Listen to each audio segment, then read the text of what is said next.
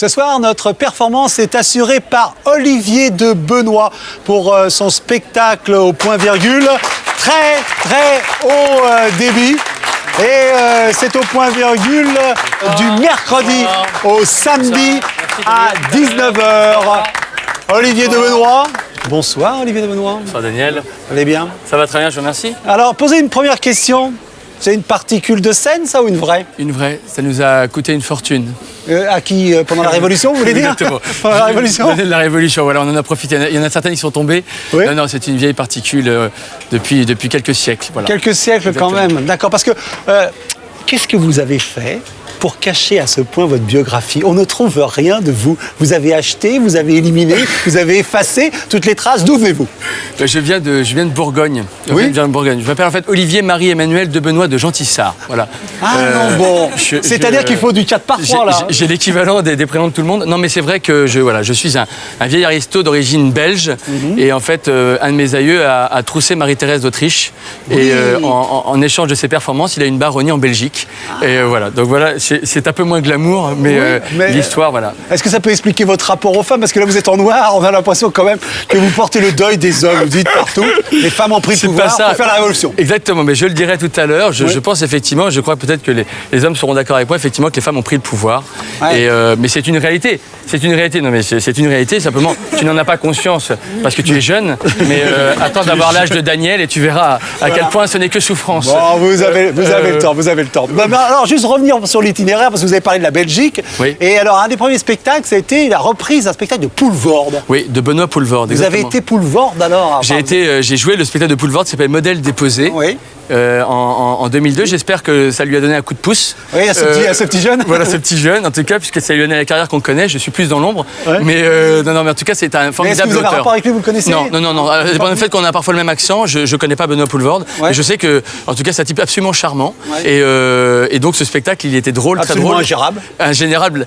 L'histoire était géniale, c'est l'histoire de Modèle déposé sur un scientifique qui abandonne l'étude des aveugles pour se consacrer exclusivement aux borgnes. Oui. Et qui crée un œil qui fait 27 kilos et qui est ingreffable. Voilà ça on a déjà envie à tout le monde. Tout le monde a envie de le voir. Alors, donc, quand vous avez eu cette histoire d'œil, vous avez dit, bon, je vais me mettre à écrire. Alors, alors vous avez écrit Né sous X? Voilà, Né sous X. Né sous X, c'est l'histoire de... Ma mère a voulu un enfant et pas de mari, donc elle est allée dans une banque de sperme. Et je retrouve mon père pour une première rencontre dans cette banque. Et il viendra pas, mais je m'aperçois que tous les gens qui sont dans la salle sont mes frères et sœurs. Ouais, il y a quand même chez vous un problème de filiation. Là, il va falloir un jour régler tout ça. Alors, dans ce spectacle, comme vous l'avez dit, les femmes ont pris le pouvoir, il serait peut-être temps que ça change. Donc vous parlez des femmes avec un cynisme tel qu'on a l'impression que vous les aimez beaucoup. Hein. Exactement.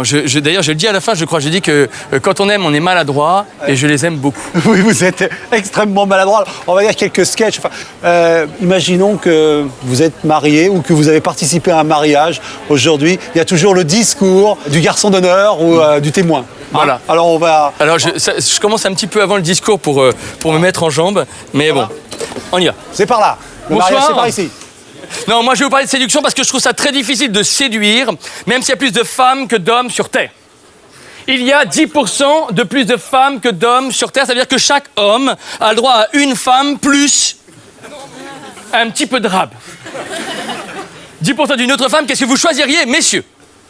Tout ce qui dépasse son sens du shopping? Moi, je choisirais rien parce que chaque femme est unique. Ok, je viens de plomber l'ambiance. Mais ça veut dire aussi que chaque femme a le droit à un homme, moins 10%.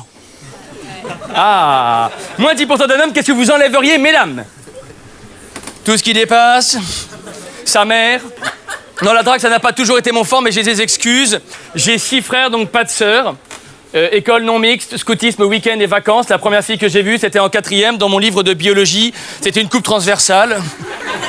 On voyait tout à l'intérieur, ça m'a fait peur.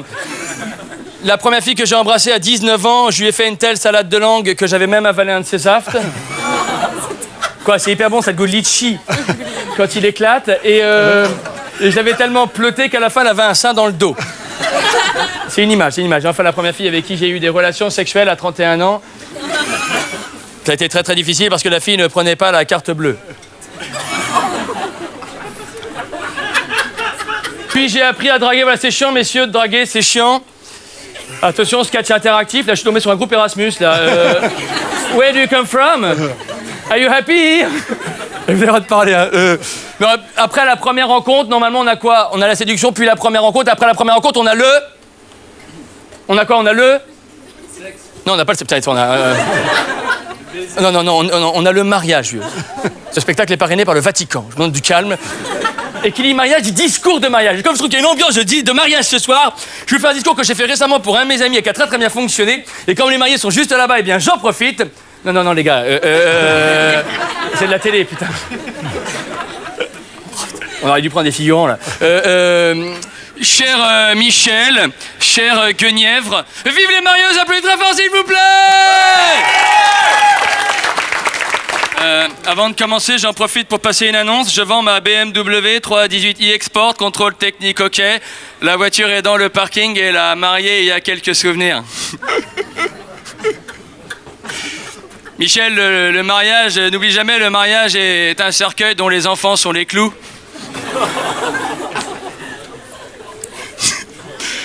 Témoin du mariage, je connais Michel depuis longtemps, bien avant qu'il ne devienne hétéro.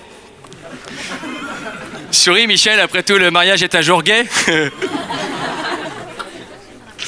Ah là là. Michel, pour ton enterrement de vie de garçon, on t'avait déguisé en travelot et lâché dans le bois de Boulogne. On n'imaginait pas que tu reviendrais avec 300 €. On aurait dû te laisser 2 jours. Michel, 1000 félicitations pour ce mariage. On dit souvent que pour savoir comment sera ta femme dans 30 ans, il faut voir sa maman. Eh bien... Pardon, Michel. À moins qu'elle soit empaillée, mais j'ai l'impression qu'elle bouge encore. Guenièvre, tu as un physique vraiment original. Très Moyen-Âge, préserve-le, c'est un collecteur. Aussi, je constate que Guenièvre rime avec bec de lièvre, comme quoi le hasard fait parfois bien les choses. Michel est né en 1970, à une époque où la contraception était encore peu fiable. C'est en tout cas ce que m'a confirmé sa mère. Sa mère qui est aussi sa sœur. Oh!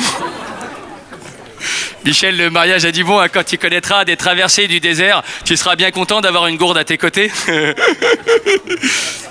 Elle est bonne.